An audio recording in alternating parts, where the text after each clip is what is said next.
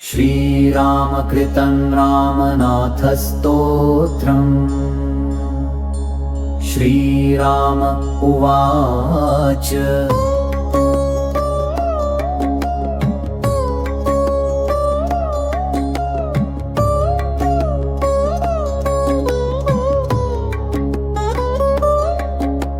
नमो महात्मने तुभ्यं महामायाय शूलिने स्वपदाम्बुजभक्तार्तिहारिणे सर्पहारिणे। नमो देवाधिदेवाय रामनाथाय साक्षिणे। नमो वेदान्तवेद्याय योगिनां तत्त्वदायिने। सर्वदानन्दपूर्णाय विश्वनाथाय शम्भवे। नमो भक्तभयच्छेदहेतुपादाब्जरेणवे। नमस्ते अखिलनाथाय नमः साक्षात् परात्मने। नमस्तेऽद्भुतवीर्याय महापातकनाशिने।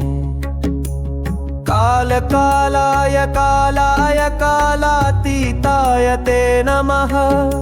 नमो विद्यानिहन्त्रे ते नमः पापहराय च। नमः संसारतप्तानां तापनाशैकहेतवे। नमो मद्ब्रह्महत्याविनाशिने च विशाशिने। नमस्ते पार्वतीनाथ कैलासनिलयाव्यये। गंगाधर विरूपाक्षमा रक्ष सकलापद। तुभ्यं पिनाकहस्ताय नमो मदनहारिणे।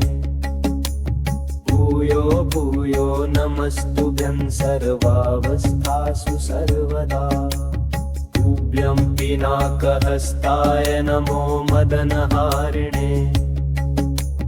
भूयो भूयो नमस्तुभ्यं सर्वावस्थासु सर्वदा।